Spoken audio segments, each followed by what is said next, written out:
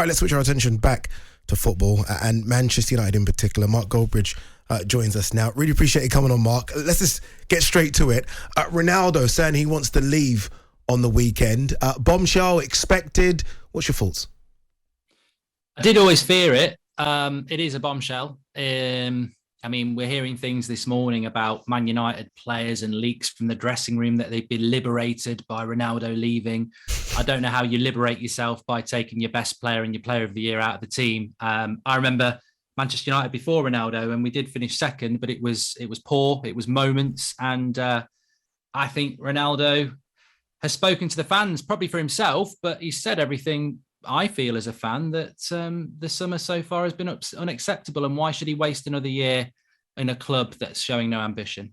What do you make of him not turning up for training today? Is that, as he said, a family issue and the club have already sort of released a statement saying it's fine and we accept it, or do you think there's more in that? Well, I think there's two ways to look at it. I think one is looking like he's leaving at the moment, so why would you turn up for training? So yeah, there's that. And then I think the second thing is that apparently this is something that's is a family issue and he may not be back for a few days. So look, I'll always give Ronaldo benefit of the doubt, but it's not looking good at the moment. The only thing I take any saving grace from is where will he go? Can I ask you something, Mark, regarding the school of thought that suggests Manchester United are actually better without him? I don't think that. I don't agree at all. But there is a movement, isn't there, among Manchester United fans that say Ronaldo, at the very best, only makes up for the problems that Ronaldo himself causes. Is there any truth in that? Or do you think that Manchester United are just better with Ronaldo in the team non-negotiably? I think it's like taking Salah out of Liverpool or De Bruyne out of Manchester City. I think he's that good, arguably better. He scored 18 goals in the worst United side I've watched in my life. And I think he'd score 36 goals in a Chelsea side or 40 goals in a Manchester City side. So he doesn't lead from the front or press from the front. That's one of the arguments, isn't it? Well, I saw Ronaldo at left back, at centre defence midfield, coming to take the ball off McTominay and Fred because they don't know what to do with it. And he does, even though he's a centre forward. So there are also people saying, well, this is good for Ten Hag because it's a clean slate. He hasn't got a massive influence in the dressing room. And I'm like, a month ago, Ten Hag was visibly excited about playing with Ronaldo. This is not Ten Hag's decision.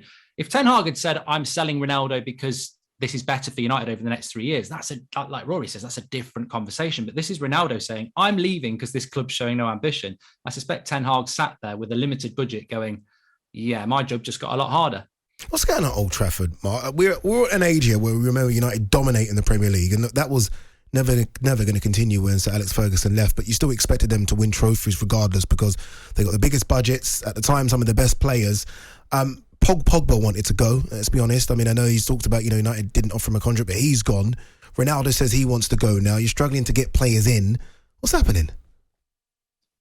It's decay, and it's decay from the very top. It's the Glazers. And I know it's such a easy thing to say, but Manchester United were a well-run club, a rich club, winning a lot of trophies before the Glazers came in. And I look at it like a wheel that just kept rolling down a hill.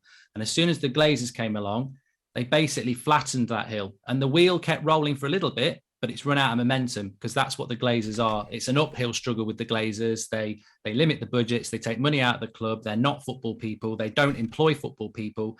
And there is a complete lack of ambition. And I think going back to Ronaldo, he probably came back with Real Madrid and saw Old Trafford and the fans and was like, this is still a great club. Now he's come back to the real club.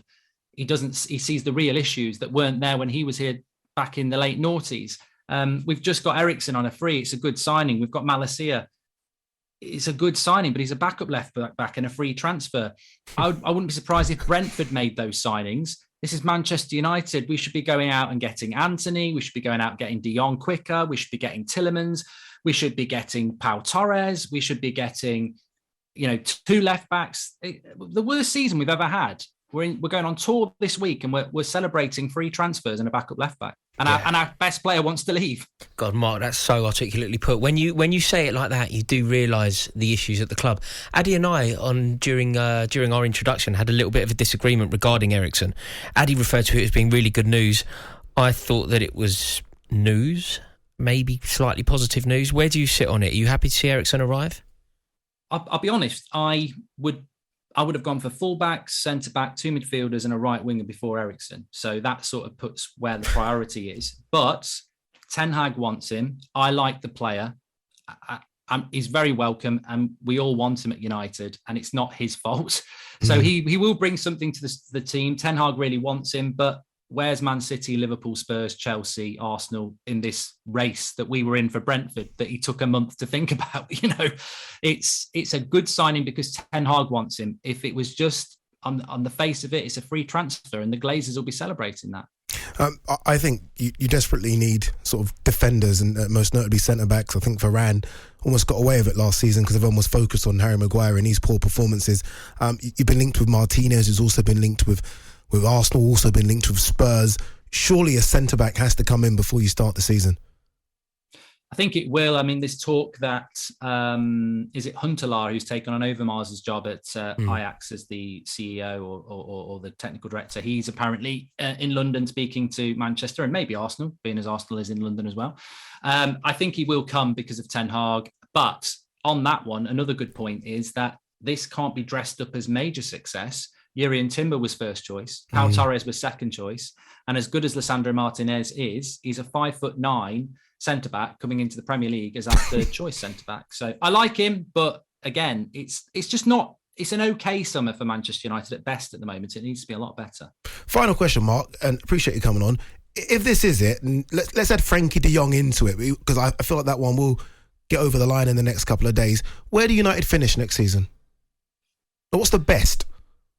I think even if we had the good summer that I wanted us to have, we'd still be saying fourth, and winning the Europa League would be what is achievable in year one. I look at what Chelsea, Liverpool, Man City have got top four nailed on for me. So it's Arsenal, Spurs, Manchester United, and any other club that has a good season going for fourth. That's the limit. And that's not Ten Hag's fault. But with this transfer window and what Spurs and maybe Arsenal are doing, I mean, it could be fifth or sixth, and that's never good enough. And that's set. This is what Ronaldo's doing. This is not good enough for Manchester United, and the ambition needs to be from the top, and it's not there. And fans can dress it up how they like, but Ronaldo's leaving because there's a lack of ambition at Manchester United, and I agree with that.